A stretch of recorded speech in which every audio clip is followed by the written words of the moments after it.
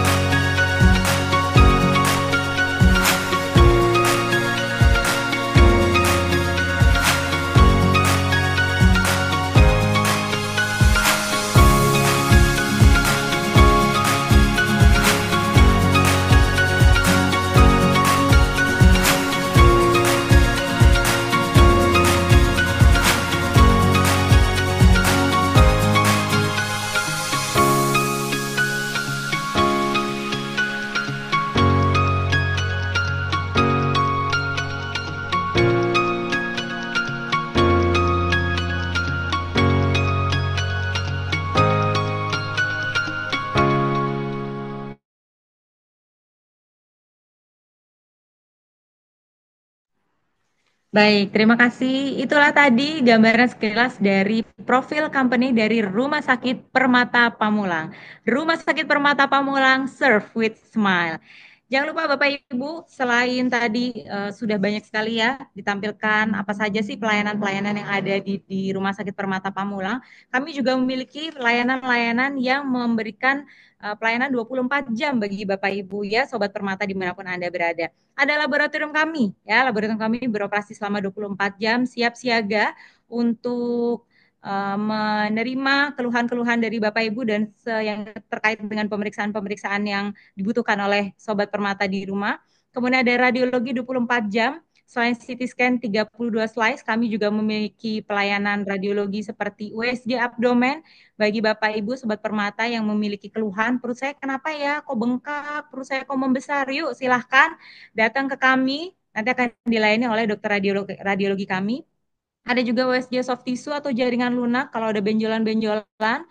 Kemudian ada juga USG payudara. Nah, ini erat kaitannya sekali dengan ibu-ibu yang menyusui ya. Kalau misalnya payudara bengkak, curiga ke infeksi, mastitis, jangan ragu, sudah tepat Bapak Ibu Sobat Permata untuk datang ke Rumah Sakit Permata Pamulang untuk dilakukan pemeriksaan USG payudara di rumah sakit kami. Ada juga pemeriksaan panoramik ya. Ada juga layanan instalasi farmasi 24 jam. Untuk Bapak Ibu Sobat Permata dimanapun Anda berada, bagi yang nggak mau nunggu lama-lama ya, kayaknya habis dari poli nunggu lama, nunggu obat lagi lama, nggak usah ragu, silahkan bagi Bapak Ibu nggak usah ragu, silahkan untuk memanfaatkan layanan antar obat kami. Jadi obat kami siap untuk diantarkan ke rumah Bapak Ibu. Ada layanan UGD 24 jam juga, perawat-perawat dan dokter-dokter handal di bidangnya siap untuk melayani kesehatan Bapak Ibu selama 24 jam. Ya, selain itu ada dokter-dokter spesialis di bidangnya, ada dokter anak, dokter mata, spesialis ortopedi yang berkaitan dengan tulang-tulang. Yuk silahkan datang ke kami. Berkaitan juga dengan saraf, ada dokter saraf, dokter urologi yang berkaitan dengan infeksi saluran kencing. Kalau yang nggak bisa buang air kecil, kenapa ya? Ya, silahkan datang ke kami, ada dokter spesialis urologi kami. Dokter kandungan bagi Bapak Ibu, Sobat Permata yang ingin hamil, program hamil atau sedang hamil, jangan ragu, silakan datang ke kami. Spesialis jantung kami juga ada, bedah umum, bedah saraf, dokter kulit kelamin, dokter penyakit dalam, dokter paru, THT ya, tadi kita udah lihat bersama di profilnya, dokter rehab medis yang ingin sekali apa namanya memperbaiki fungsi-fungsi dari organ-organnya setelah lelah beraktivitas, setelah berlari ya, mungkin yang suka lari maraton, silahkan datang kami untuk di fisioterapi oleh fisioterapis kami.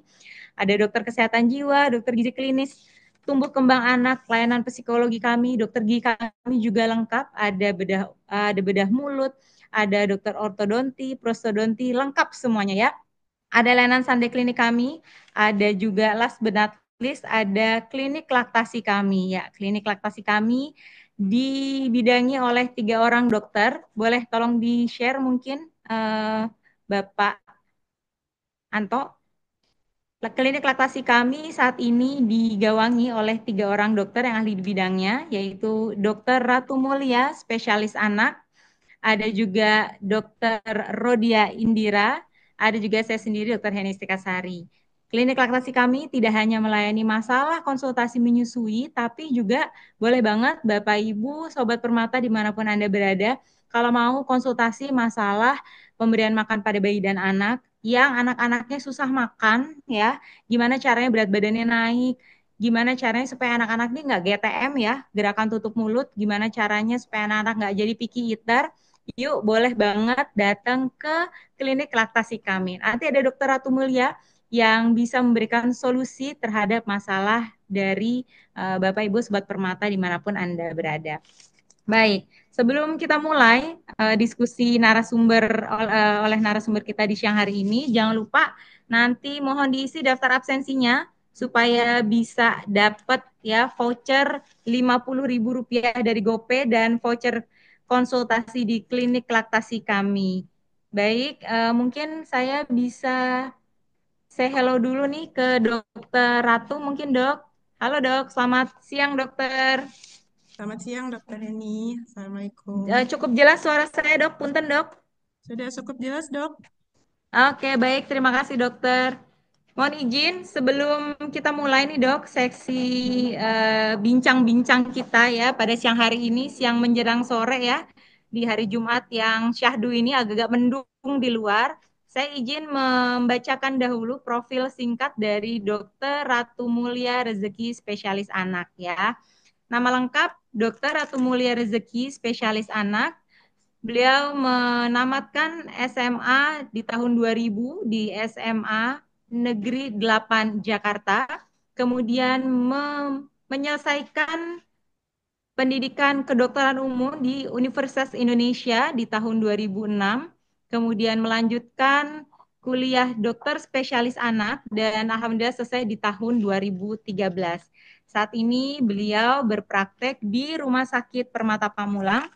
Beliau mengisi poliklinik laktasi di hari Senin jam 8 sampai jam 10 pagi dan juga di Sabtu jam 8 pagi sampai dengan jam 9 pagi. Untuk hari-hari lainnya di poli anak reguler ada di hari Senin, Selasa jam 8 sampai jam 10, hari Kamis dan Jumat di jam 8 sampai jam 10 dan di hari Sabtu di maaf di jam 9 sampai dengan jam 11 gitu ya dokter ya.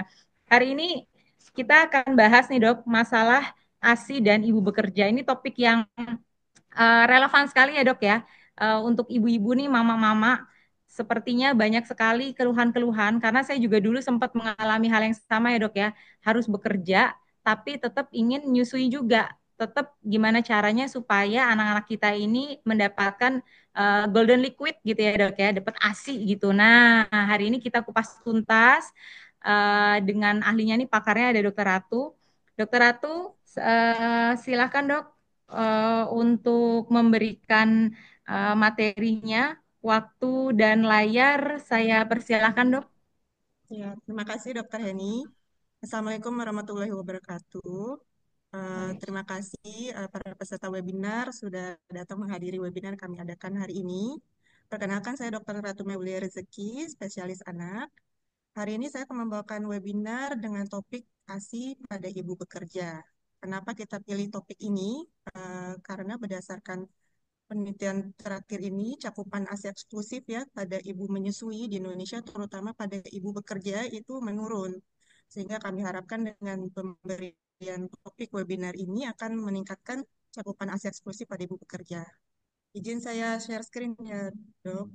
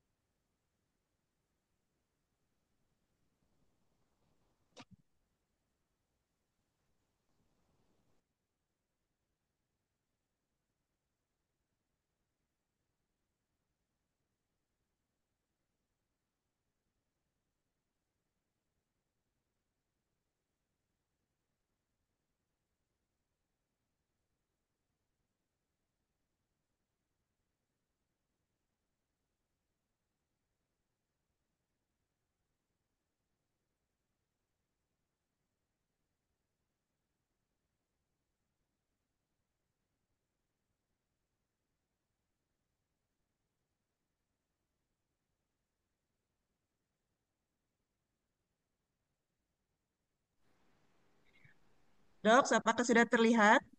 Sudah dok, suara Baik, sudah terdengar, layar juga sudah terlihat dok. oh Silakan ya, dokter. suaranya sudah jelas ya dok? Sudah jelas dokter. Oke, kita mulai webinarnya ya.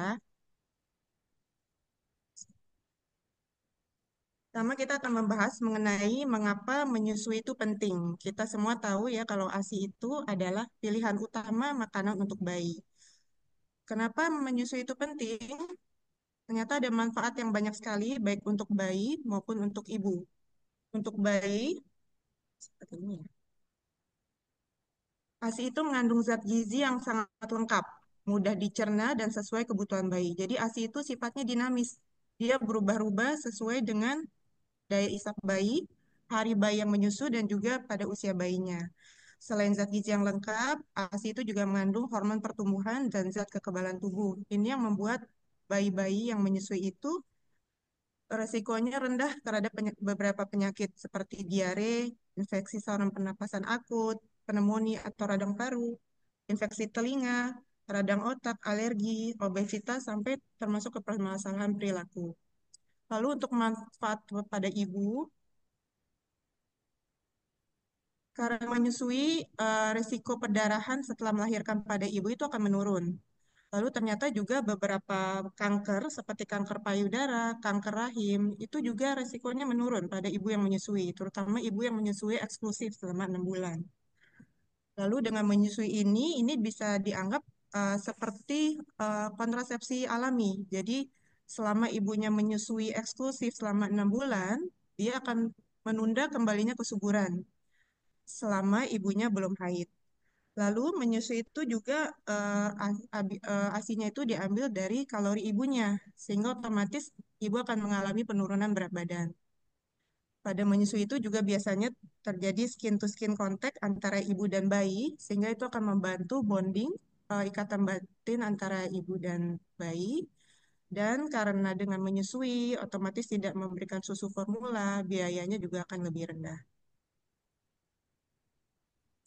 Selain keuntungan tadi, juga ada keuntungan psikologis dari menyusui. Tadi yang saya katakan ada skin to skin contact antara bayi dan ibu, sehingga tercipta ikatan emosi antara ibu dan bayi. Sehingga ibu yang menyusui bayinya, apalagi yang rutin, akan tercipta hubungan kasih sayang, bayinya jadi jarang menangis, ibunya juga berperilaku lebih menyayangi, dan ternyata dari penelitian ini menurunkan kejadian depresi setelah melahirkan, dan juga baby blues pada ibu. Lalu untuk perkembangan bayi, ternyata bayi-bayi yang menyusui itu hasil tes kecerdasannya nanti lebih baik daripada bayi yang tidak menyusui. Kemudian masalah perilakunya juga di masa kedepannya lebih sedikit.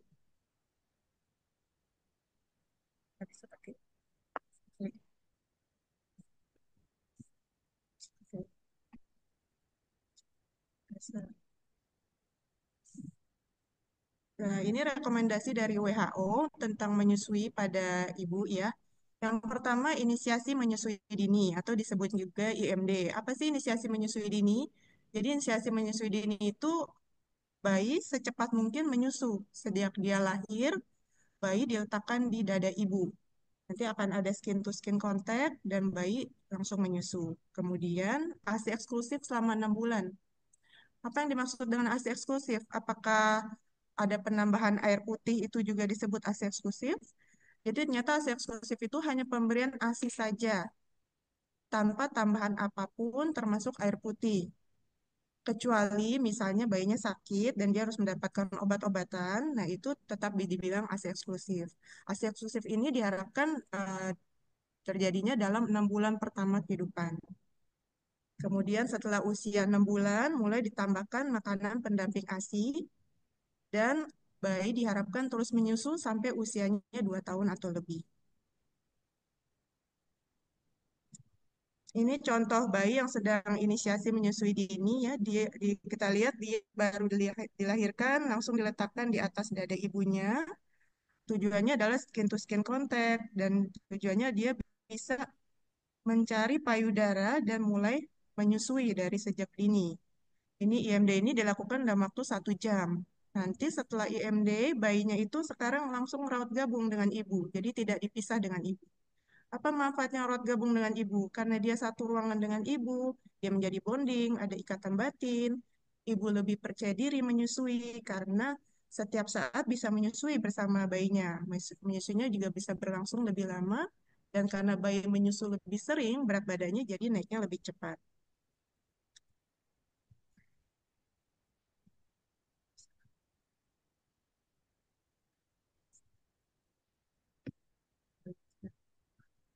Ini variasi dari ASI ya. Variasi itu maksudnya variasi komposisi ASI. ASI yang pertama keluar, kita menyebutnya kolostrum. Kolostrum ini keluarnya dalam sehari pertama sampai hari ketiga. Dia biasanya jumlahnya masih sedikit, terus kental, warnanya juga kekuningan. Kolostrum ini sangat baik untuk bayi. Dia mengandung banyak protein. Proteinnya itu apa? Proteinnya itu adalah antibodi, zat antiinfeksi, dan zat-zat hormon pertumbuhan. Jadi kalau ada kolostrum ini jangan sampai dibuang ya Bu ya. Jadi harus diberikan ke bayi. Jumlahnya memang sangat sedikit, tapi itu memang sesuai dengan kebutuhan bayi. Lalu nanti setelah kolostrum, dia akan menjadi ASI transisi. ASI transisi ini sampai usia 2 minggu, nanti setelah 2 minggu baru kita sebut sebagai ASI matur, yang seterusnya sampai bayi selesai menyusui. Lalu ini ada gambar dua ASI ya, yang satu warnanya kelihatan lebih eh, keruh ya, lebih encer, lebih putih. Kalau yang ini ASINYA lebih kelihatan lebih kental. Kalau yang ini kita sebutnya ASI awal atau formik. Formik itu jadi waktu bayi menyusu, ASI yang awal-awal keluar ini bentuknya seperti ini karena dia mengandung banyak air, mengandung banyak protein, dan di sini ASINYA itu lebih buat pertumbuhan. Lalu kalau ini banyak mengandung lemak yang ASI akhir, makanya dia lebih kental. Karena itu kalau menyusui, sebaiknya satu payudara itu disusui sampai habis supaya dapat tuh bayi ASI awal dan ASI akhir dua-duanya. Kalau langsung bergantian, ASI awal belum dikosongkan yang satu, langsung pindah ke satu lagi, ASI bayinya tidak dapat ASI akhir, jadinya kurang lemaknya. Padahal ini perlu untuk peningkatan berat badan. Hanya kita bandingkan antara komponen ASI, susu sapi, dan susu formula ya. Nah, ini terlihat sekali ASI itu memang superior. Jadi mulai dari kandungan proteinnya, lemak, karbohidrat, dia memang jumlahnya tepat untuk kebutuhan bayi. Dari proteinnya mudah dicerna, lemaknya ada asam lemak esensial, karbohidratnya juga laktosanya banyak sesuai dengan kebutuhan bayi. Kalau susu formula itu memang semakin sekarang mereka menambahkan berusaha semirip mungkin dengan ASI.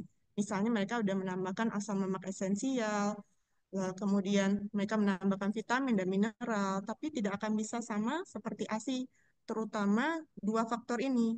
Ada faktor antiinfeksi, ada faktor antiinfeksi di sini untuk kekebalan ya. Kemudian ada faktor pertumbuhan.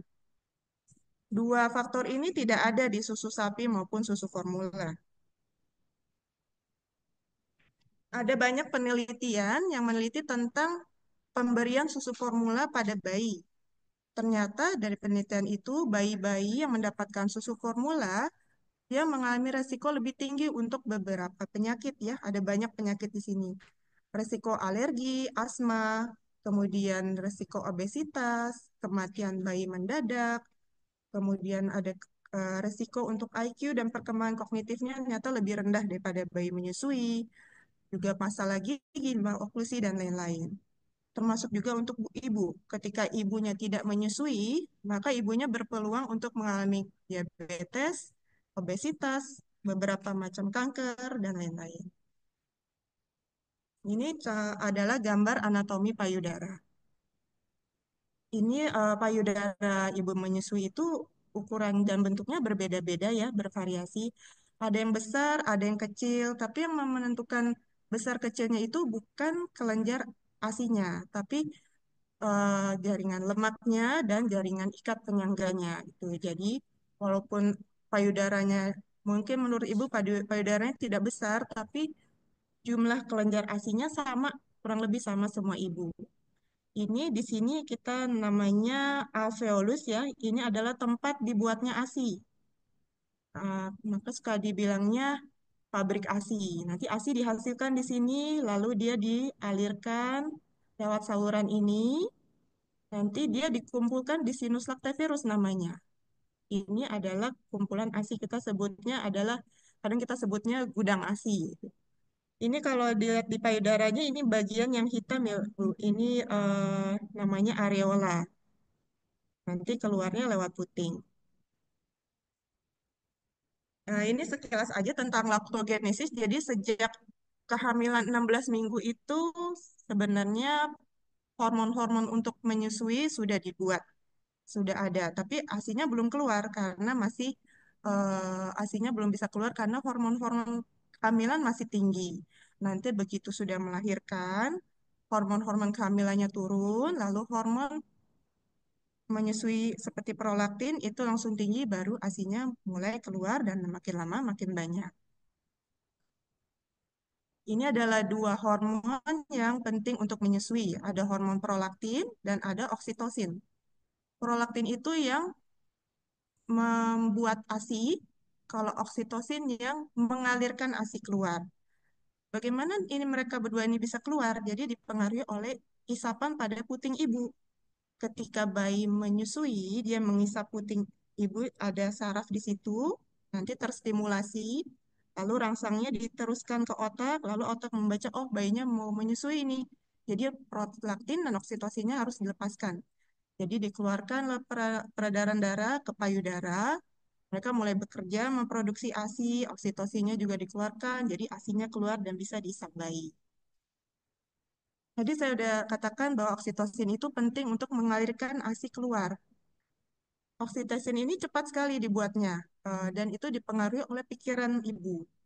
Ada beberapa hal yang bisa meningkatkan oksitosin ini, yaitu perasaan senang, percaya diri, lalu apabila dia mendengar suara bayi, dia memikirkan bayi dengan penuh kasih, langsung oksitosinnya bekerja. Biasanya waktu dia mulai mendengar suara bayi, lalu dia memikirkan bayi, itu bisa aja keluar ASINYA menetes ya dari putingnya, karena oksitosinnya sudah bekerja.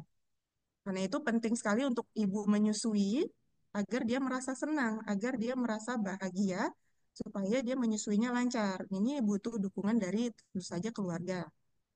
Lalu skin to skin contact, begitu dia menempel dengan bayi, biasanya ini oksitosinnya langsung naik.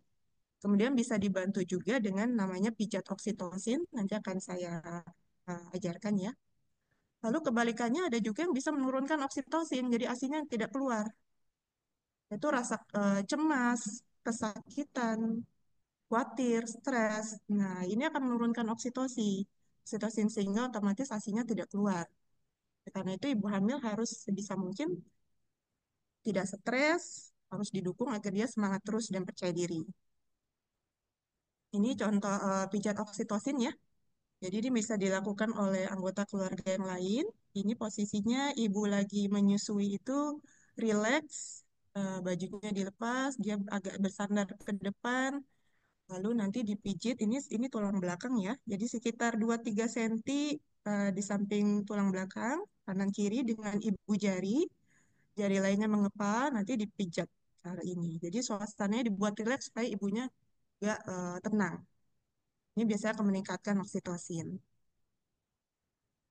Lalu di dalam ASI itu ternyata ada zat penghambat. Jadi dia menghambat ASINYA berhenti. Apa yang menyebabkan produksi ASI berhenti? Kalau payudaranya penuh.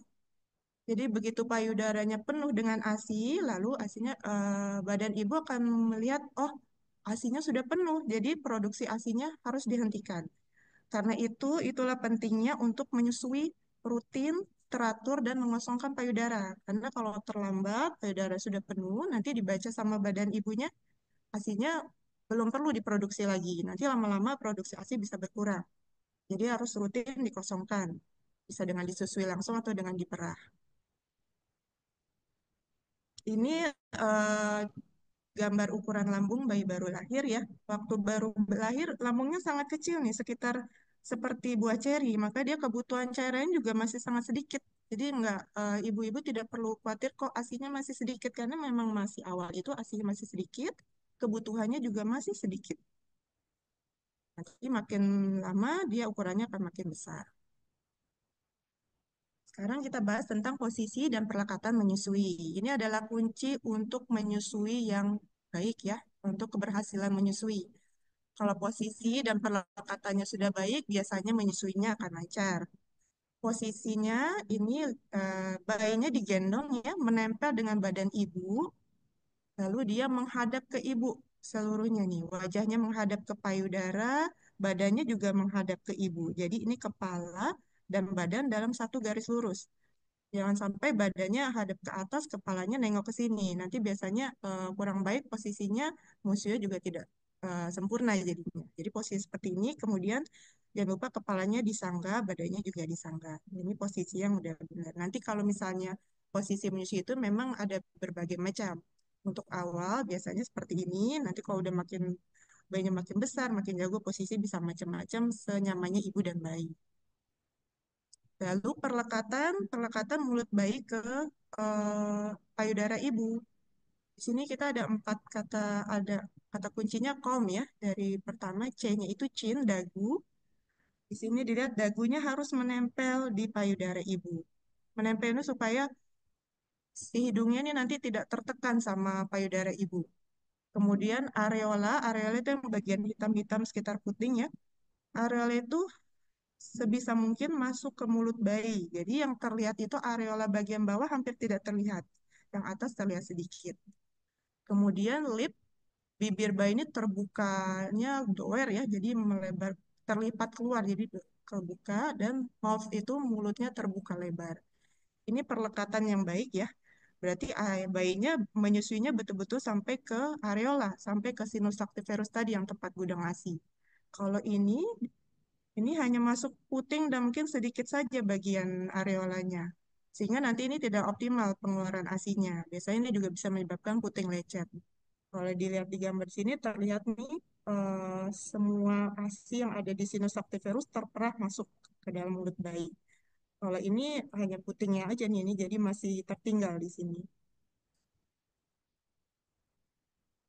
Mensu itu sangat penting sampai ada peraturan undang-undang di dunia dan di Indonesia berusaha supaya semua ibu yang memiliki bayi itu bisa menyusui. Wah, di sini ada undang-undang RI, ada peraturan pemerintah, ada peraturan Menkes. Di sini ada banyak ya, nanti kalau bisa Ibu lihat sendiri, di sini detail mulai dari Ibu menyusui harus eksklusif 6 bulan, dilanjutkan 2 tahun, tidak boleh ada yang mengganggu kelancaran ASI eksklusif, tidak boleh ada yang menawarkan susu formula, kecuali misalnya dengan indikasi medis. Ternyata ada juga sanksinya. Setiap orang yang menghalangi program pemberian ASI eksklusif bisa dipidana penjara, bahkan pidana denda juga ya. Jadi ini karena pentingnya sekali menyusui untuk bayi. Lalu untuk ibu bekerja juga ada peraturannya. Karena diharapkan semua ibu bekerja tidak terhambat dengan pekerjaannya, dia bisa tetap memberikan ASI secara eksklusif. Ini yang peraturan pemerintah ini tentang menyusui. Pekerja perempuan yang anaknya masih menyusu harus diberi kesempatan untuk menyusui anaknya jika hal itu harus dilakukan selama waktu kerja. Kemudian ini di surat keputusan Menteri Tenaga Kerja juga harus diberi kesempatan pekerja wanita memberikan atau memerah ASI selama waktu kerja dan menyimpan ASI peran untuk diberikan kepada anaknya. Jadi para perusahaan atau pemberi kerja itu harus mematuhi peraturan ini. Lalu juga ada cuti melahirkan untuk ibu, itu biasanya 3 bulan ya. Kalau sekarang itu sudah bisa sampai 6 bulan, tapi harus dengan surat keterangan dokter. Jadi yang 6 bulan itu biasanya dengan indikasi medis, misalnya ada komplikasi pada ibunya atau anaknya misalnya ada masuk NICU dan lain-lain itu bisa sampai 6 bulan. Ini cuti melahirkan 3 bulan harus tetap mendapatkan gaji dari perusahaan. Ternyata ada juga manfaat menyusui untuk perusahaan. Ini ada penelitiannya di Amerika, ternyata tingkat kehadiran ibu karena bayi sakit itu lebih kecil pada ibu yang menyusui. Jadi, maaf, tingkat ketidakhadiran ibu ya. Jadi ibunya itu nggak kerja karena anaknya sakit. Untuk ibu yang menyusui itu lebih jarang karena bayi yang menyusui itu lebih jarang sakit daripada bayi yang tidak menyusui. Karena itu kan ini berarti penghematan untuk perusahaan karena pegawainya lebih jarang tidak masuk. Kemudian ibu yang dapat dukungan untuk menyusui itu cenderung lebih produktif di tempat kerja. Kenapa? Karena dia punya target, dia misalnya dia target hari ini harus memerah ASI 2 kali, jam segini, jadi pekerjaan yang lain ini harus selesai, ini harus bisa. Jadi biasa ibunya lebih produktif, lebih bisa mengatur waktu. Lalu juga bisa mengurangi pergantian karyawan karena pergantian karyawan baru ya. Ini contoh dari ruang menyusui di tempat umum maupun di tempat kerja ya. Ini ada peraturannya juga dari Permenkes tahun 2013. Jadi setiap perusahaan itu atau tempat bekerja harus menyediakan ruang untuk menyusui bagi pegawai wanitanya yang menyusui. Di peraturan ini diatur detail sampai luasnya minimal 3 kali 4 meter, lalu ada pintu yang bisa dikunci, ada ventilasi sirkulasi udara yang cukup, ada kulkas untuk menyimpan ASI perah, ada dispenser untuk minum. Ini seharusnya tersedia. Kalau tidak disediakan, berarti mereka melanggar dari peraturan. Sebenarnya bisa dikenai sanksi. Jadi misalnya ibu eh, sebaiknya sebelum mulai cuti dicek di kantornya ada ruang menyusui atau tidak gitu. Kalau misalnya belum ada ruang menyusui, bisa diusulkan ke atasan. Lalu sementara belum ada ruang menyusui, mungkin bisa menyusui di tempat lain sementara, misalnya seperti di musola atau di kantin. Sebelum bekerja, apa aja sih yang harus disiapkan? Persiapan menyusui itu ya harus dimulai sejak hamil. Jadi jangan saat sudah mau bekerja agak telat, tapi lebih baik telat daripada nggak sama sekali ya. Tapi sebaiknya sejak hamil sudah direncanakan. Nanti dia kalau bekerja, misalnya siapa nanti akan memberi ASI perah, gimana cara dia ngasih ASI perah. Kantor bagaimana nih nanti kebijakannya, boleh nggak dia memerah ASI, karena memerah ASI kan pasti butuh waktu gitu. Dan sebaiknya sejak hamil konsultasi dengan konselor menyusui. Jangan lupa dukungan keluarga ini sangat penting ya. Ibu menyusui tidak bisa sendiri. Bisa stres dia kalau sendiri. Ini harus ada dukungan keluarga. Misalnya nanti juga diatur, pasti dia akan sibuk menyusui, nanti harus ada dukungan siapa yang membantu pekerjaan di rumah dan lain-lain. Rekan kerja juga harus perlu dukungan ya untuk ibu yang menyusui. Sebelum cuti, sebaiknya sudah memberitahu atasan dan rekan kerja. Nanti kalau sudah masuk kembali, saya akan memerah ASI. Gitu. Mungkin saya butuh waktu, biasanya menyusui itu biasa sampai 30 menit untuk memerah. Ini harus memberitahu, jadi jangan satu sudah masuk, mendadak baru memberitahu, sebaiknya sebelumnya sudah memberitahu. Dan rekan kerja juga diberitahu supaya mendapat dukungan dari mereka. Lalu kemudian tadi inisiasi menyusui dini, rawat gabung, gunakan waktu cuti semaksimal mungkin dengan menyusui. Jadi awal cuti itu susuin terus langsung bayinya ya. Nanti sekitar 2 sampai 4 minggu sebelum cuti berakhir, baru mulai memerah ASI. Menyimpan ASI perah di kulkas, latihan memberi ASI perah oleh pengasuh bayi di rumah. Ini harus sudah ditentukan nih, nanti siapa caregiver di rumah, harus dilatih supaya nanti bisa memberi ASI perah. Lalu bayinya juga latihan minum ASI perah. Nah, kan alat yang dipilih. Bagaimana cara memerah ASI? Memerah ASI itu bisa menggunakan tangan, bisa juga menggunakan pompa. Pompa itu ada yang manual, ada yang listrik. Kalau menggunakan tangan, cuci tangan yang bersih, lalu perah satu payudara sampai ASI hanya mengalir perlahan dan menetes, lalu bergantian payudara yang lain. Cara memerahnya itu adalah,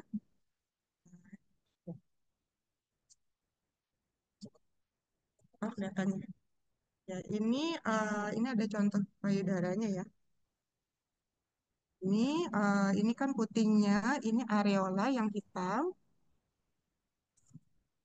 Kita memerahnya sekitar di garis batas areola. Kalau ada beberapa ibu yang areolanya itu besar sekali ya, jadi setidaknya mungkin sekitar 3 jari di bawah puting, dan 3 jari di atas puting, kita pakai jari telunjuk dan jari jempol, ini diletakkan di sini, membentuk huruf seperti huruf C ya, di jam 6 dan jam 12. Ini cara memerahnya adalah ini ditekan ke belakang, lalu diperah ke depan. Tekan lagi, diperah ke depan. Saat memerah ini, jarinya jangan bergeser-geser. Jadi ditekan, perah ke depan. Tekan, perah ke depan. Ini bergantian. Saya payudara kanan dulu, biasanya sekitar 3 sampai 5 menit. Nanti habis itu mulai ngalirnya perlahan netes, baru kita pindah ke payudara lain. Ini bergantian, kira-kira sampai terasa kosong ya, biasanya bisa 20 sampai 30 menit. Waktu memerah itu ditampungnya di wadah lebar supaya ASINya tidak tumpah-tumpah ya, tidak terbuang.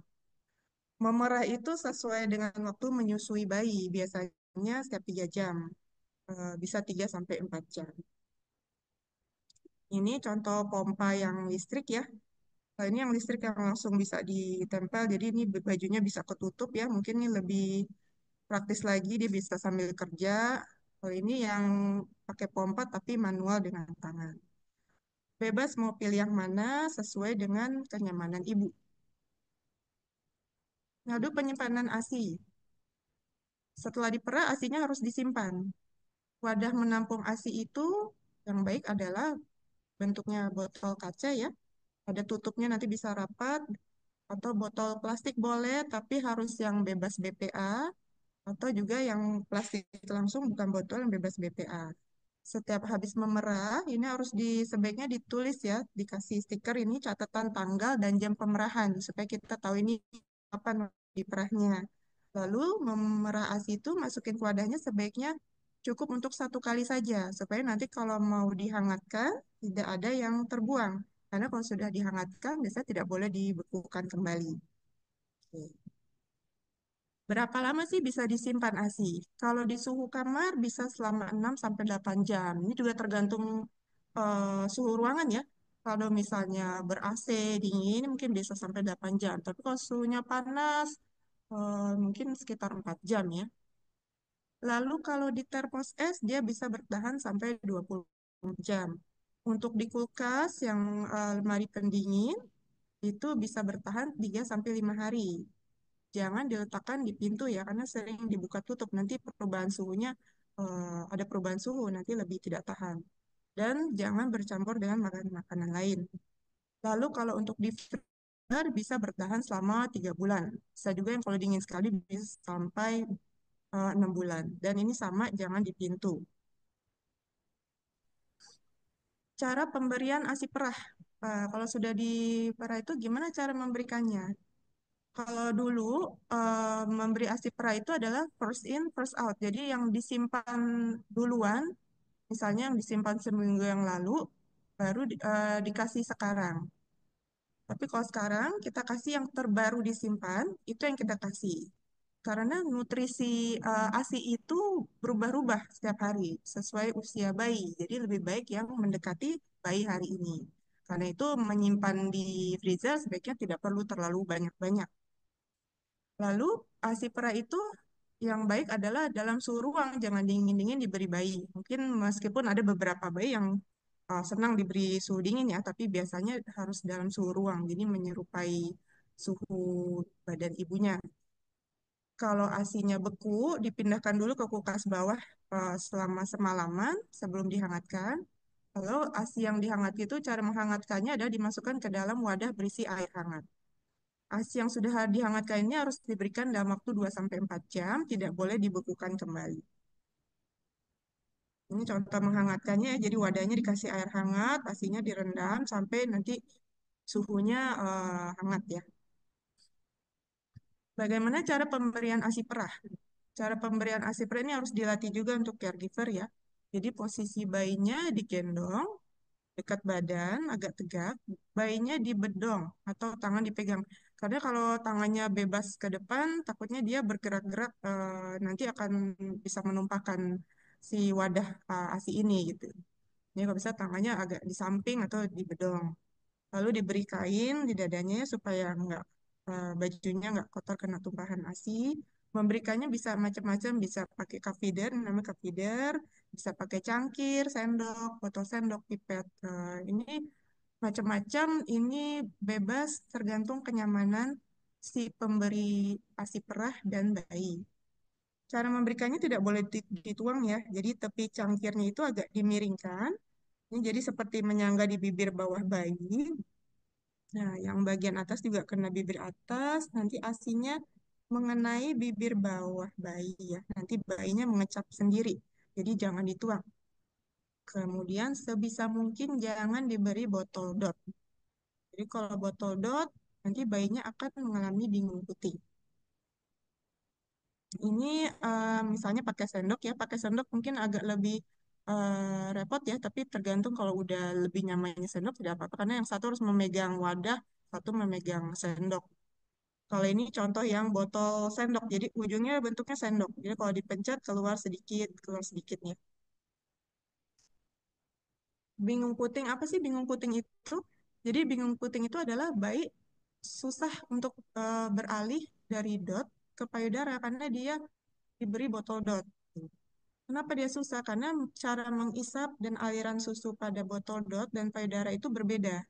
Kalau cara mengisap dengan ASI itu bayi harus dengan usaha ya dia memompa dengan otot-otot mulutnya gitu dan aliran susunya juga sesuai apa yang dia isap. Kalau dia isap asinya keluar. Kalau dengan botol dot itu terlalu lebih gampang mengalir keluarnya. Aliran susunya juga lebih kontinu. Jadi waktu bayinya menyusu lagi ke payudara dia sudah enak dengan botol dot yang dia tidak perlu terlalu usaha gitu. Jadinya bayinya menyusunya terputus-putus. Terus nanti bisa-bisa sampai menolak menyusu. Jadi lama-lama produksi ASI juga menjadi menurun. Bingung puting ini juga bukan langsung bisa terjadi langsung ya. Misalnya pagi ini dia dikasih botol dot, lalu begitu nyusu ibunya dia langsung bingung puting. Enggak. Jadi bisa aja dia habis itu menyusui ibunya biasa aja baik-baik aja, tapi lama-lama dia berkurang. Jadi sebaiknya memang harus dihindarin penggunaan botol dot ini. Lalu tips-tips menyusui untuk ibu bekerja, pertama harus diniatkan ya dari ibunya karena menyusui saat bekerja itu sebenarnya memang tidak mudah ya. Jadi memang harus niat. eh, saya harus berhasil gitu untuk menyusui. Lalu ibunya harus percaya diri, ibunya harus senang. Ini yang tadi meningkatkan refleks oksitosin ya. Semakin percaya diri, semakin dia akan berhasil. Harus cari dukungan keluarga, rekan kerja, dan atasan ya.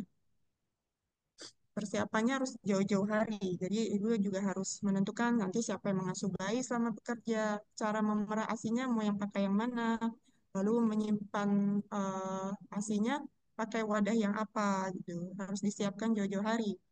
Lalu mulai latihan tadi yang 2 sampai 4 minggu sebelum bekerja, dilatih lalu kunjungan ke klinik laktasi untuk mendapat bantuan dari konselor laktasi. Jangan lupa izin ke atasan untuk memerah ASI, lihat tempat memerah ASI di kantor, kasih tahu rekan kerja, nanti kita akan sering memerah ASI. Sekarang kan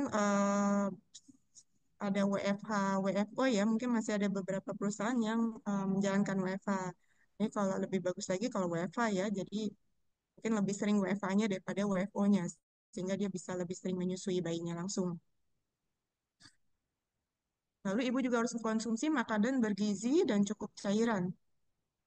Nah, karena kalau menyusui itu kan selain uh, apa sumber kalorinya itu ya dari zat gizi yang ibu makan gitu. Dan cairannya juga harus banyak. Berarti ibu harus selalu siap tuh dengan botol air minum, snack. Jadi kalau kemana-mana nggak ada kalau ibu tiba-tiba lapar dia udah siap dengan air minum dan makanan. Lalu ibu juga harus jaga kesehatan, tetap olahraga. Ini yang berpengaruh sekali ya, jangan stres ya. Jadi memang susah menghindari stres di tempat kerja ya, tapi ibu cari dukungan dari keluarga, ibu cari hobi yang membuat ibu lebih tenang gitu. Harus cukup istirahat juga dan mungkin bisa dibantu dengan pijat oksitosin. Untuk meningkatkan produk oksitosin itu bisa juga memerah ASI sambil melihat foto bayi. Kalau menyusui langsung biasanya oksitosinnya otomatis keluar karena dia ada bayinya, ada skin to skin. Tapi kalau misalnya di kantor, ibunya lagi stres kerja, habis itu jadwalnya memerah ASI. Nah, kadang tuh ASINYA nggak terlalu lancar keluarnya. Jadi oksitosinnya harus dikeluarkan nih. Nah, ini tergantung ibu masing-masing. Ada yang kalau melihat foto bayinya dia langsung relax. Ada juga yang kalau melihat foto bayinya dia malah jadi sedih, jadi kangen. Jadi macam-macam. Ada yang mungkin mendengarkan murotal, ada yang mendengarkan musik, lihat pemandangan di luar. Nanti ibu bisa lihat sendiri apa sih yang meningkatkan oksitosin ibu. Ya. Lalu sering memerah ASI walaupun belum penuh. Nah, dianjurkan memang sekitar 3 sampai 4 jam ya. Jadi misalnya sudah 3 jam, belum terlalu penuh, jangan ditunggu sampai sudah penuh. Dia langsung diperah. Tadi kan prinsipnya semakin dikosongkan, semakin banyak produksinya. Jadi kalau udah makin penuh, nanti dibacanya, badannya membacanya sudah tidak perlu lagi diproduksi. Jadi harus sering dikosongkan. Selama di rumah, harus menyusui langsung. Jangan memberi ASI perah kalau lagi ada ibunya di rumah, nyusuin langsung sesering mungkin. Karena antara pemberian ASI perah dan menyusui langsung itu memang lebih baik tentu saja menyusui langsung. Sebelum berangkat kerja, menyusui dulu. Sesudah sampai di rumah, sudah bersih-bersih, langsung menyusui. Dan jangan gunakan botol dot. Ini dari WHO ada disarankan 7 plus kontak konselor laktasi. Dimulai dari kehamilan, lalu dari saat inisiasi menyusui dini, lalu saat 24 jam pertama setelah melahirkan, 1 minggu setelah melahirkan, lalu ini ke-6 dan ke-7, yang ke-7 biasanya sebelum mulai bekerja. Untuk plusnya itu di luar ini, bila ibu membutuhkan, misalnya ada penyulit, ibu memberikan MPASI, ibu juga boleh kontak ke konselor laktasi untuk minta bantuan. Sekian presentasi dari saya. Terima kasih. Assalamualaikum warahmatullahi wabarakatuh.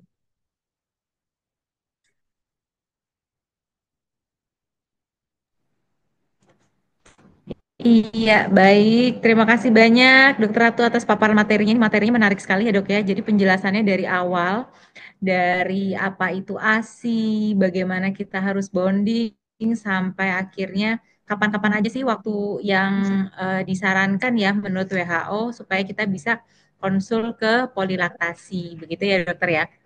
Nah, Dok, menyusui itu ternyata menyenangkan ya, Dok ya, melibatkan banyak pihak. Jadi nggak hanya Ya, ibunya, ya hmm. nggak hanya anaknya, bayinya gitu ya, tapi juga melibatkan satu kompi pasukan nih dok. Jadi dari suami ya, para bapak-bapak yang mau menjadi bapak dan yang sudah menjadi bapak ya, mohon didukung nih istri-istrinya ya untuk selalu diberikan dukungan, support, afirmasi yang positif, ibunya nyaman, enjoy untuk menyusui. Jadi supaya proses menyusuinya itu berjalan lancar, asinya banyak, tumpah ruah gitu ya dok ya supaya ibunya juga nggak Ya, stres gitu ya. Dok, eh ini ada beberapa pertanyaan yang sudah masuk nih di kolom pertanyaan. Mungkin kita jawab satu-satu dulu ya dok ya. iya dok. Yang pertama dari Ibu Gita Oktaviani nih dok, jauh sekali di Majalengka. Selamat siang Ibu Gita Oktaviani. Ya, Mudah-mudahan Ibu Gita masih bersama kami ya, Bu Gita ya di layar Zoom. Pertanyaannya, selama ini kebanyakan dalam urusan ASI dan bayi itu sasaran adalah ibu ya. Nah, termasuk bagi wanita karir yang punya bayi itu kan susah membagi waktunya dok antara kerjaan dan bersama anak gitu. Nah, kira-kira apa sih peran bapak yang dapat dilakukan ketika situasi ini dok? Nah, bapak-bapak nih harus nih dengerin ya.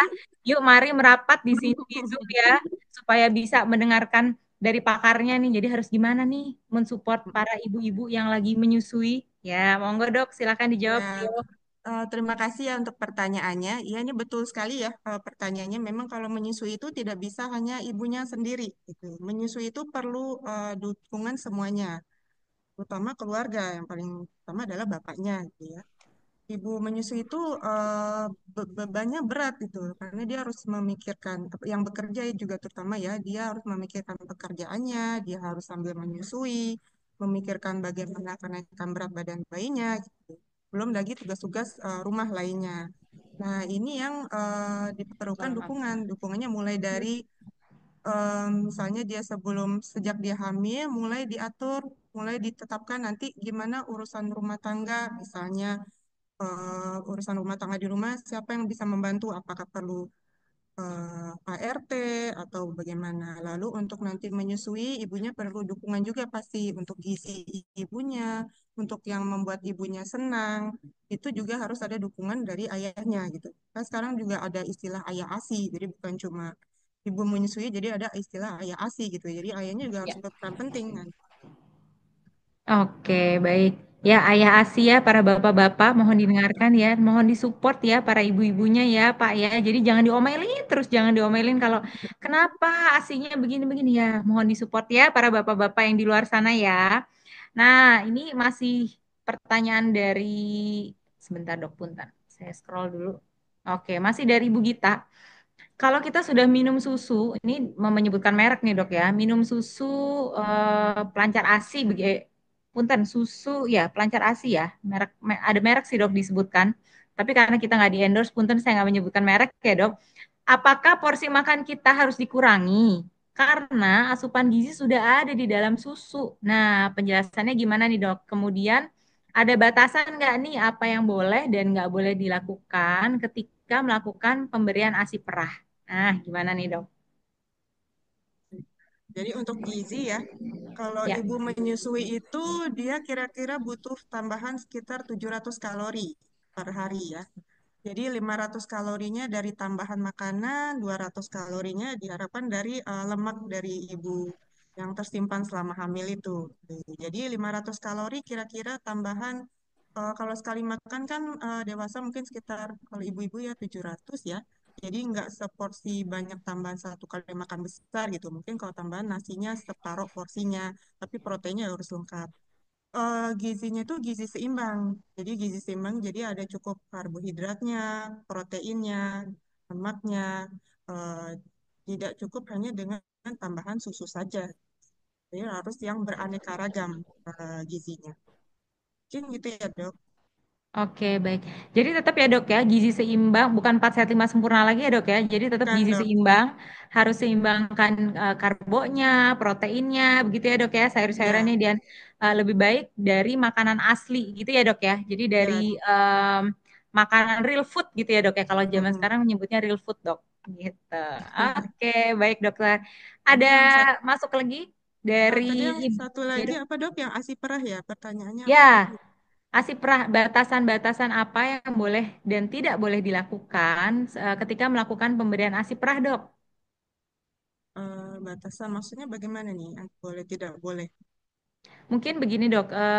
Asiprah itu boleh kita berikan pada saat seperti apa dan kita nggak boleh memberikan pada saat seperti apa, seperti itu, Kak, Oh, seperti gitu. dok. Ini ASI perah itu kan kita berikan kalau misalnya ibunya sedang tidak bersama bayi gitu ya, Ya, jadi tidak bisa menyusui langsung. Jadi itu menggantikan ibunya gitu. Misalnya saat ibunya bekerja, misalnya ibunya bekerja dari jam 9 sampai yang jam saya sampai jam 3 sore itu kan berarti ada satu waktu yang ibunya tidak bisa menyusui ya sekitar tengah hari gitu. Nah, saat itulah diberikan ASI perah gitu. Jadi pengganti selama ibunya tidak ada bersama bayi. Tapi kalau ada ibunya sedang ada ibunya bersama bayi jangan diberikan ASI perah. Jadi diberikan menyusui langsung. Lalu kondisi lain ASI perah misalnya ibunya sedang menderita sakit tertentu ya, misalnya kayak ibunya ada gangguan mental gitu, itu sebaiknya memang diberikan ASI perah gitu. Lalu ada beberapa penyakit lain, tapi secara keseluruhan kalau ibu bersama bayi ya jangan diberikan ASI perah, itu dok. ya. Jadi intinya memang tetap diupayakan semaksimal mungkin menyusui langsung begitu ya, dok ya, supaya ada Ya, bonding tadi ya, dok ya. karena menyusui langsung tuh beda dengan ASI perah, dia ada skin to Ya, skin contact, ada betul, ikatan batinnya ya. Itu yang lebih betul. ini lebih baik gitu. Ya, betul sekali, Dok. Ya, Bapak Ibu, Sobat Permata dimanapun Anda berada, di darat, di laut, dan di udara, siapa tahu ya lagi di laut, dapat sinyal, bisa ikut Zoom kami. Silahkan diisi daftar absensinya, link absensinya sudah kami share di kolom chat. Silahkan diisi untuk nanti bisa kami undi untuk memenangkan hadiah dari Rumah Sakit Permata Pamulang. Selanjutnya, Dok, ada eh, pertanyaan juga nih dok yang masuk dari Ibu Farisa. Halo Ibu Farisa, selamat siang. Mudah-mudahan masih bergabung ya Bu Farisa ya di tanggapan layar kaca Zoom. Dokter izin bertanya, anak saya sudah usia 4 tahun. Wah, udah gede nih dok, 4 tahun ya. Dan Mm-mm. ASI saya masih ada. Wah, hebat banget. 4 Oh, tahun tapi masih ada. Keren nih dok. Apakah masih diperbolehkan untuk menyusui, Dok? Karena anak saya masih menyusu ASI walaupun tidak setiap saat nih hebat banget nih Bu Farisa ya, Dok. Patut diacungi 4 jempol nih, jempol tangan dan jempol kaki nih, Bu Farisa. Silahkan, Dok. Gimana nih, Dok? iya dok. Untuk menyusui itu memang disarankannya 2 tahun atau lebih ya. Eh, Kenapa sampai 2 tahun? Karena begitu 2 tahun sampai 2 tahun itu memang masih membutuhkan nutrisi dari ASI.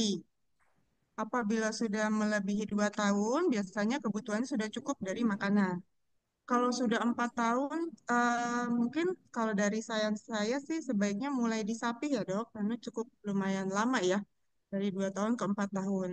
Kalau boleh tahu, apa ada masalah dalam penyapihan atau bagaimana, Dok, dari ibunya? Kalau di sini sih tidak diinfokan ya dok ya ada masalah atau tidak ada masalah dengan penyapihan sih dok hanya itu aja sih dok yang disampaikan tadi gitu dok. Mungkin ini dok jadi saking bonding yang kuat jadi untuk melepas untuk menyapihnya itu agak-agak sedikit sulit. Sayang-sayang dok kasihan kasihan gitu ya dok. Biasanya kan nggak tega dok gitu mau Karena kalau melepaskan tuh masih, kadang nggak tega. iya, biasanya tuh 4 tahun dia masih menyusui, mungkin ASINya masih keluar ya, Dok, tapi sudah tidak mencukupi untuk kebutuhan kalori dia Ya. gitu. Bahkan bahkan malah mungkin dia jadinya cepat kenyang, tapi berat badannya nggak naik gitu. Jadi memang Nah, sebaiknya disapih ya. Jadi iya betul. Oke, oke. Ya Bu Farisa, kalau bermasalah dengan pemberian makan, boleh banget nanti konsul ke dokter laktasi, ke dokter Ratu ya, tentang gimana sih supaya naikin berat badan anaknya gitu ya. Siapa tahu ada tips-tips yang belum kita bahas di sini begitu ya dok ya. Nah, ini ada dari Pondok Cabe nih dok, dari Ibu Ajeng. Sebentar, punten. Saya scroll dulu dok. Izin bertanya dok, anak saya baru 3 bulan. Wah, baru banget nih melahirkan. Selamat ya Bu Ajeng ya. Jika saya pumping ASI maksimal terkumpul 150 mili. Apakah itu normal atau terbilang kurang untuk bayi saya yang usianya 3 bulan? Nah, kemudian yang kedua, saya mengkonsumsi ASI booster. Apakah sangat diperlukan untuk ASI booster? Karena beberapa teman menyarankan untuk minum ASI booster, tapi saya takut untuk konsumsinya. Nah, gimana nih dok? Ini ada 150 mili, kira-kira cukup nggak ya untuk bayi 3 bulan? Kemudian ASI booster sebenarnya penting nggak sih? Karena di luar sana dok, itu bertaburan bintang-bintang, merek-merek ASI booster yang mencap oh ini bisa meningkatkan ASI. Nah, dok, gimana nih, dok? oke. Sayang ini diberitahukan nggak ya berat badan bayinya ya? Nggak Soalnya kalau diinfokan sih, dok. enggak ya, jadi kalau Ya, pemerahan ASI itu tiap ibu beda-beda ya jumlahnya, tergantung juga sesering apa dia memberikan memerahnya ya. Kalau kita mau katakan cukup atau tidak, kita harus lihat dari kenaikan berat badan bayinya. Kalau dia kenaikan berat badannya bagus, berarti jumlah itu cukup gitu. Bagus itu berarti sesuai dengan kurva yang ada di KMS. Untuk bayi 3 bulan biasanya kenaikannya sekitar 750 ya sampai 1 kilo per bulan. Kemudian dilihat juga dari frekuensi pipisnya biasanya. Kalau pipisnya banyak, sering, berarti itu jumlahnya cukup. Gitu. Kemudian untuk ASI booster, tadi ASI booster itu gunanya kan sebenarnya untuk selain meningkatkan produksi prolaktinnya ya, meningkatkan produksi ASI ya. Tadi udah saya jelaskan kalau untuk meningkatkan produksi ASI itu caranya adalah dengan sering-sering mengosongkan payudara. Jadi semakin sering menyusui, semakin sering dikosongkan, nanti produksinya juga akan meningkat.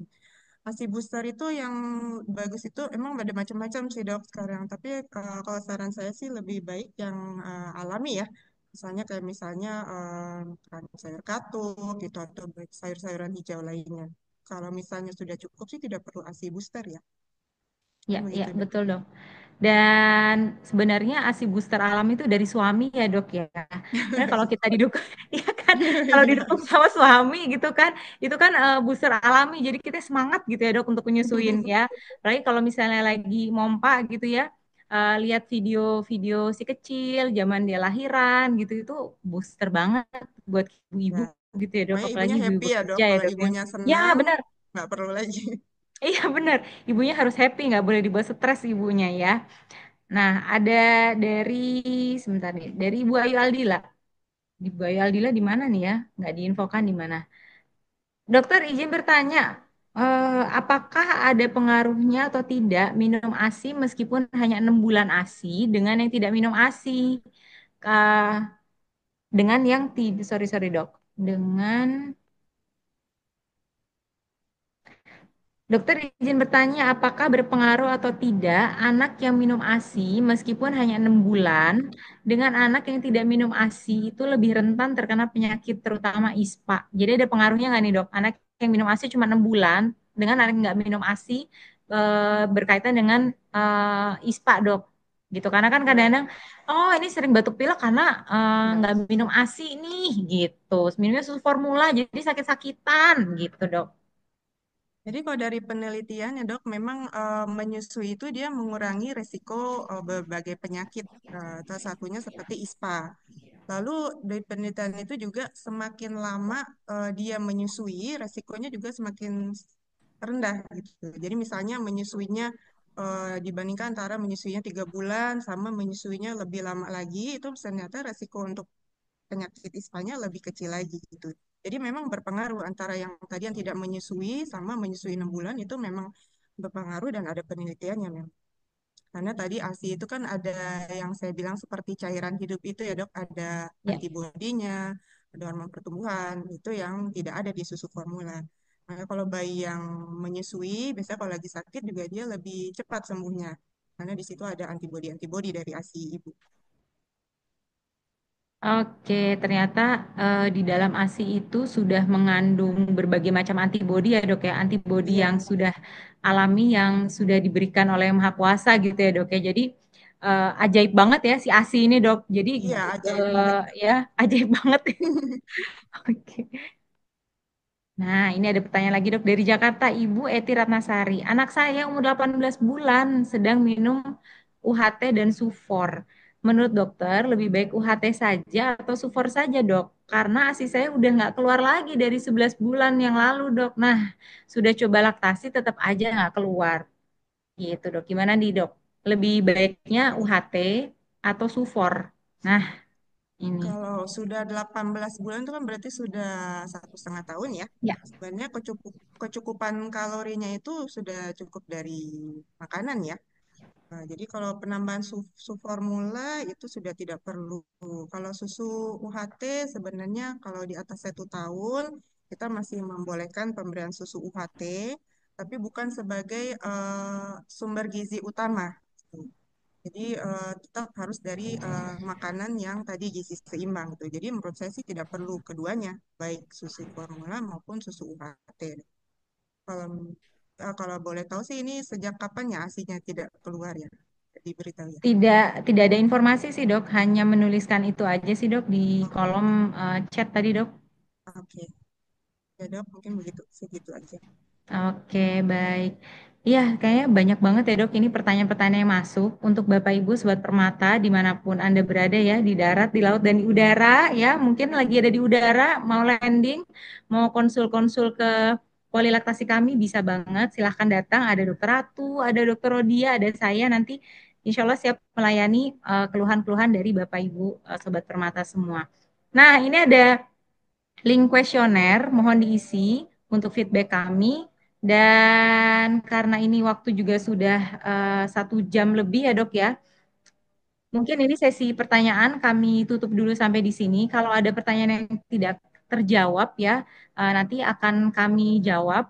Nanti kami bisa kirimkan jawabannya ke WhatsApp nomor Bapak dan Ibu yang ada di pendaftaran yang ada di kami. Begitu ya dok ya? Iya dok. Oke dok. Nah ini sekarang saat ini adalah sesi yang ditunggu-tunggu dok. Ini kita mau ada pemutaran dari undian berhadiah nih, spinning wheel nih dok. Kita eh, acak-acak dulu dok, sebentar dok.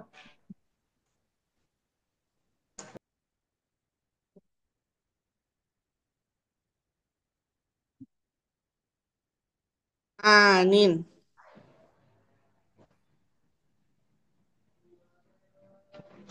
Ada sekitar total 5 hadiah dok, yaitu 2 buah voucher konsul ke klinik laktasi di Rumah Sakit Permata Pamulang dan juga ada voucher GoPay senilai masing-masing Rp50.000. Lumayan nih dok, Lumayan buat banget tuh dok. mama ya, ibu-ibu, bapak-bapak dapat voucher ya di hari Jumat berkah nih, sore-sore hari. Aduh lumayan banget ya, nambah-nambah isi dompet ya biar makin tebel dompetnya.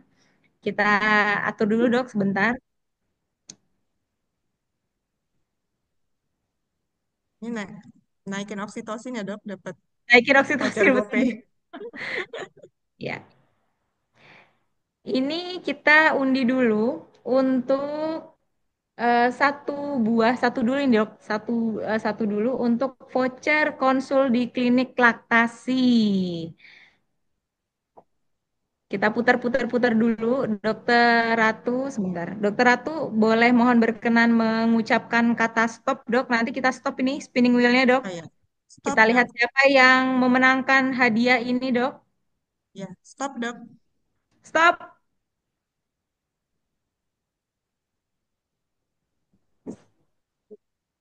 Selamat, ya ada Ibu Gita Oktaviani dari mana nih ya? Nggak ada dari mananya, tapi selamat Ibu Gita Oktaviani memenangkan satu buah voucher konsul di klinik laktasi.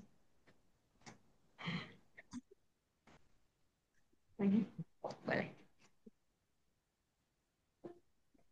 Oke, ini kita putar lagi dok untuk satu buah voucher di klinik laktasi untuk konsultasi di klinik laktasi Rumah Sakit Permata Pamulang. Mohon izin ada Dokter Rodia masih ada di ujung layar kaca Zoom. Dokter Rodia boleh open mic, Dokter Rodia. Open udah.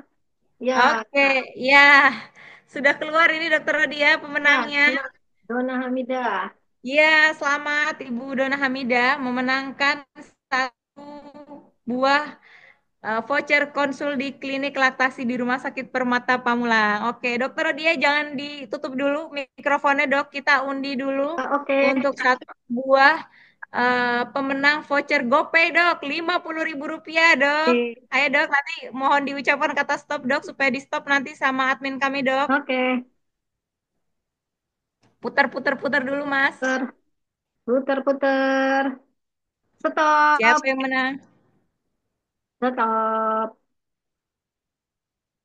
Par, siapa? Risma, selamat. Risma, Ibu Risma selamat memenangkan satu buah voucher GoPay senilai Rp50.000. Oke, baik. Dokter Rodia sekali lagi dok, punten dok. Oke, Masih siap. satu voucher GoPay dok. Ya, putar lagi. Putar, putar.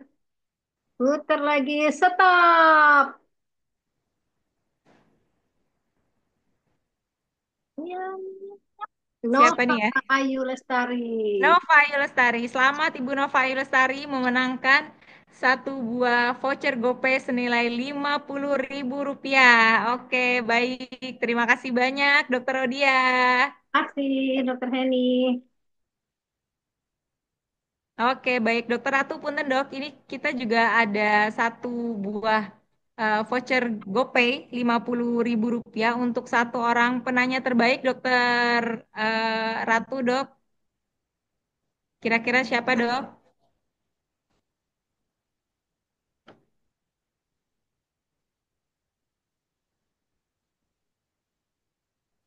Halo Dokter Ratu, masih di ujung Oh iya, eh, maaf. Ibu link Farisa. Zoom. Ibu Farisa, selamat Ibu Farisa mendapatkan voucher GoPay Rp50.000. Selamat. Selamat untuk pemenang Selamat ya Bu. acara webinar di siang hari ini.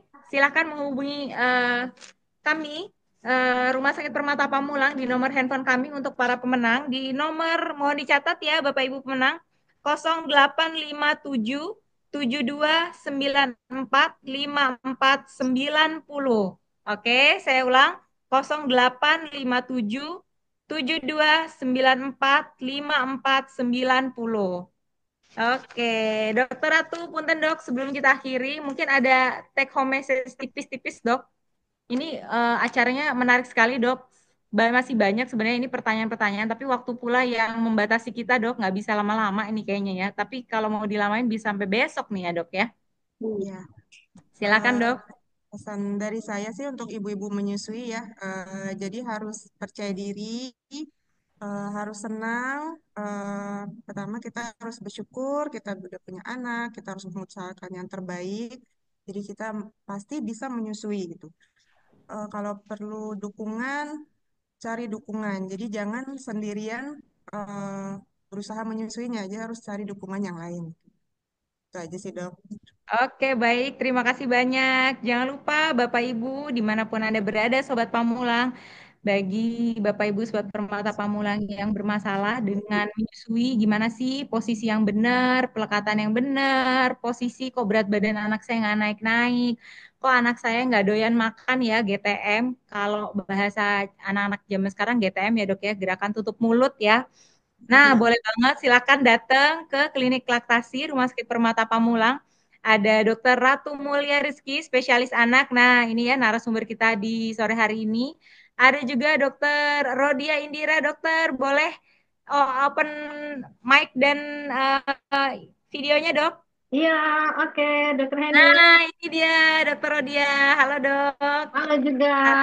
Terima kasih Ya, banyak, Bu. sama-sama dok. makasih Ini dia Dokter dok. Rodia, dokter di klinik laktasi kami yang bisa Bapak Ibu jumpai ya di hari Selasa jam 5 sore sampai selesai dan Jumat sore jam 5 sore sampai selesai. Ada Dokter Rodia, ada Dokter Ratu, ada saya juga. Makasih. Oke dokter, terima kasih banyak.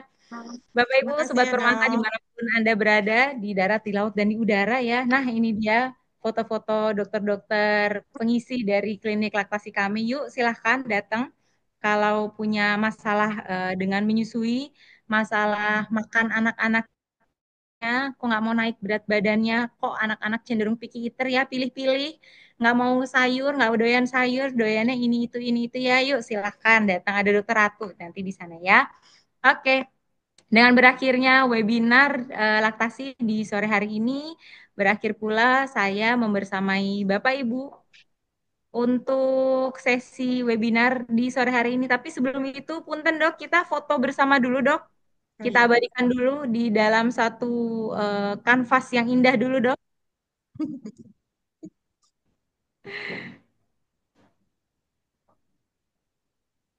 Bapak Ibu jangan lupa mohon diisi kuesioner yang sudah dibagikan di kolom chat. Bapak Ibu silahkan memberikan inspirasinya, aspirasinya untuk kami. Kira-kira mau apa lagi ya tema-tema yang akan kami sajikan nih Rumah Sakit Permata Pamulang kita angkat menjadi webinar ya tentang apa aja boleh silahkan ketik di kolom tersebut.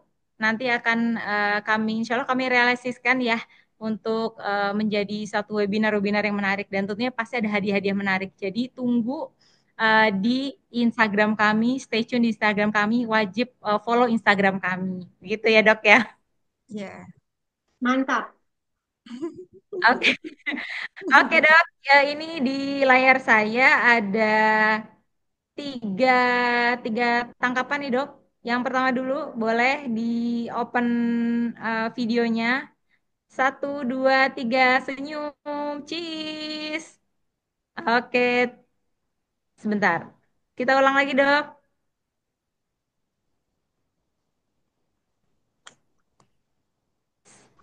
Sebentar, punten. Oke, satu, dua, tiga. Berikan senyum terbaik, cheese. Oke, layar kedua. Silakan. Mohon Ya, dibuka Pak. videonya. Berikan senyum terbaik. Satu, dua, tiga, cheese. Oke, sekali lagi boleh. Layar ketiga. Satu, dua, tiga, cheese. Oke, baik. Terima kasih banyak, Dokter Ratu. Terima kasih Makasih ya banyak dok atas atas Terima kesaksiannya. kasih banyak, Dokter Dokter Rodia, Ratu. makasih dok. Ya, mantap, Dokter Dokter Heni. sekalian Ya, infonya ini kasih ya. mantap sekali nih. Kali dok. Waktunya kurang nih, Dok. Harusnya kita Iya. sampai besok ya, Dok ya. Aduh, nggak Mungkin selesai-selesai. mungkin nanti bisa langsung. Jadi begitu jam apa jam 1 atau jam 2 langsung sampai 1 jamnya full gitu loh. Kalau Oke, mungkin Oke. kan. oke, Kita baik, bisa baik. kita Ya. tunggu pesan dari Bapak ibu-ibu nih ya sama Iya, betul, Dok. ya Oke, terima kasih. Terima baik. kasih. Dengan demikian berakhir sudah acara webinar kita di siang hari ini. Saya Dr. Heni Sekasari mengucapkan terima kasih banyak atas atensi Bapak Ibu Sobat Permata dimanapun Anda berada. Jangan lupa kami tunggu kehadiran Bapak Ibu Sobat Permata untuk datang ke kami ke Rumah Sakit Permata Pamulang yang kami selalu sedia 24 jam untuk melayani masalah kesehatan Bapak Ibu semua. Karena kami Rumah Sakit Permata Pamulang Serve with Smile. Terima kasih banyak. Saya mohon maaf atas hal-hal yang kurang berkenan di siang hari ini. Sampai jumpa di acara webinar-webinar kami selanjutnya. Selalu stay tune di Instagram kami, follow Instagram kami. Terima kasih. Wassalamualaikum warahmatullahi wabarakatuh. Selamat sore. Waalaikumsalam warahmatullahi wabarakatuh. Terima kasih semuanya. Waalaikumsalam warahmatullahi Ini. wabarakatuh. Terima kasih. Alhamdulillah. Bu Lila masih di mood. Bu Lila masih di mood. Iya. Boleh ya izin live ya, Dokter Heni, Dokter Ratu ya. Iya dok, Ya saya dokter. juga izin live. Dok, Makasih ya dok. Makasih makasih, dokter. dok. Terima kasih Terima Oke, kasih, banyak. sukses Terima selalu. kasih. Sampai Bu ketemu Lila. lagi. Assalamualaikum. Waalaikumsalam warahmatullahi wabarakatuh. Izin live.